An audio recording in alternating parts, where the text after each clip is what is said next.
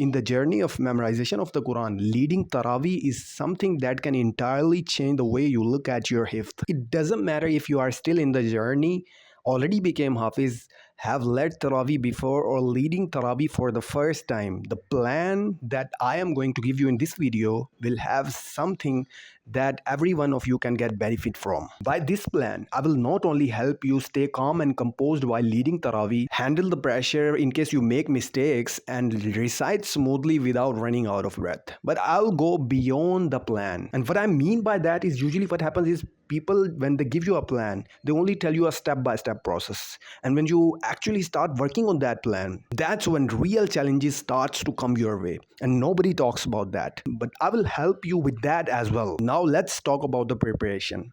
Majority of the people are probably sitting around carefree thinking that there is still plenty of time until Ramadan. Most of the Hufaz don't prepare for Taraweeh the way you are about to after watching this video, because very few Hufaz start their preparation this earlier. And because you clicked on this video, I know one thing about you, that you are among those smart Hufaz. And the smartest of them all starts their preparation right now, because they know the earlier they start, the more confident they are going to feel in Ramadan. While most of the Hufaz feel stressed in Ramadan, you are going to feel so much relaxed that it will almost feel like cheating. 6 months is a long time, and if you don't use it smartly, it won't be enough to prepare for Taraweeh. If you talk about reciting Quran in Taraweeh as compared to when you are reciting normally, they both are not same. And let me tell you why. When you are reciting Quran normally, you can have a conversation with the person that you are reciting to, or you can look into the Musaf. But while you are reciting in Taraweeh, you can't able to look into the Musaf. And you can't even communicate with the person you are reciting with. And at the same time, you are in a standing position.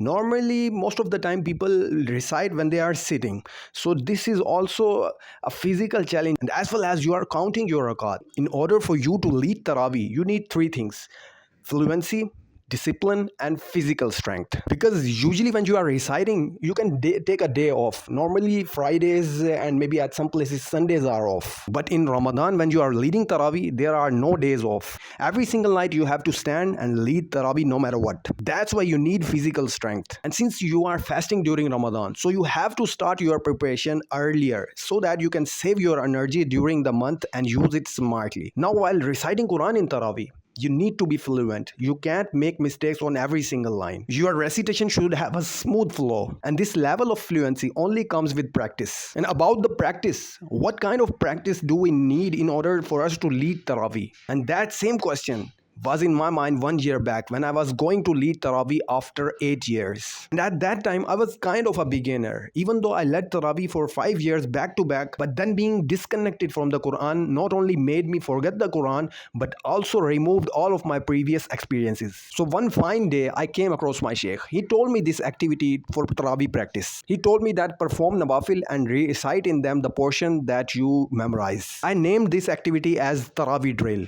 And you can also watch videos about Taraweeh drill on my channel. So whatever I am sharing with you in this video is not something that I only just heard somewhere. I am sharing the things that I have done personally. I am passing on my experience and sharing all of the things that I have learned during this journey of rememorization. Just like for any other practice, you need the right tools, equipments, and a dedicated place to do it. And there is a reason I am emphasizing on this, because the environment that you are in shapes your mindset. For example, when you enter the gym, you automatically feel energetic and ready to work out. And same is the case with your bedroom. As soon as you enter your bedroom, your body starts preparing for the rest. That's why you need a dedicated place for recitation of the Quran in Nawafil. This becomes your personal deep work zone, where your mind automatically knows that this is the place to focus on the Quran. And don't worry if you don't have the facility of a separate room. Rafi bro is not going to leave any one of you behind. What you can do is you can pick a corner of your room and isolate that by covering it with curtains. And here's the key: whenever you enter that place, you should be surrounded by the things that are essential, and try to keep it minimalistic. Studies have shown that too much things at the study desks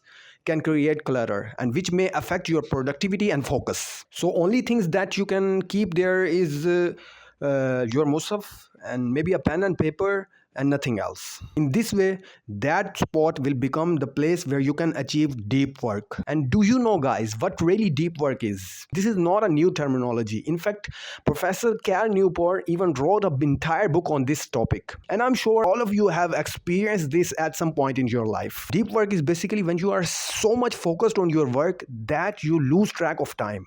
Like, for example, when you are doing something and you feel like only 30 minutes have passed, but in reality, for outer world, 3 hours have passed.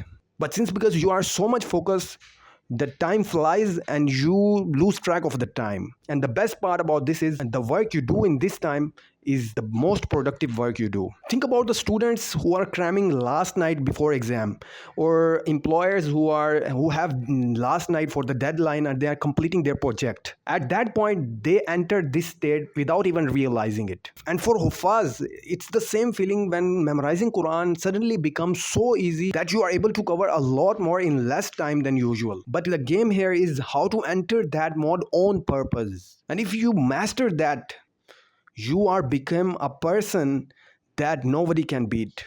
The memorization, everything, every work that you do, you will able to do lot more than normal people. You will almost become like a superhuman. I want to talk about this topic more, but in this video we are focused on Taraweeh preparation, so I will cover this in upcoming videos, inshallah. Anyways, let's come back to the topic.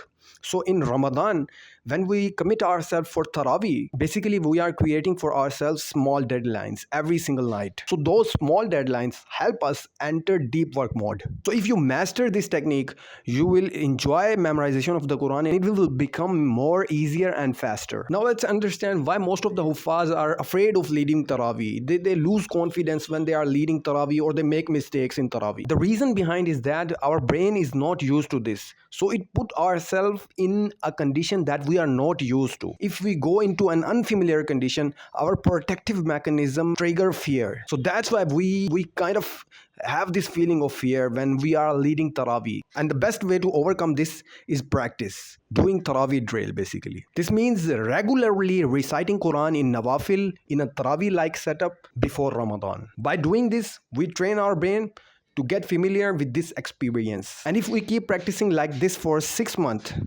by the time Ramadan comes, leading Taraweeh will almost feel like praying at home. So guys, if you get this opportunity of leading Taraweeh, go grab it and start preparing yourself right now. And if you don't have the chance, don't worry. There are mosques out there that gives opportunity to new Huffaz. I know you are not confident about it, but it's normal, guys. Even the expert Imam once were beginner. Everyone expect mistakes from you, because we are human and every human makes mistakes. They are not expecting from you reciting Quran without a mistake. The person that is standing behind you in Taraweeh is only assigned so that he will correct you when you make mistakes. So don't let the stress pull you down. Trust me, it's going to be worth it. That was it for today, guys.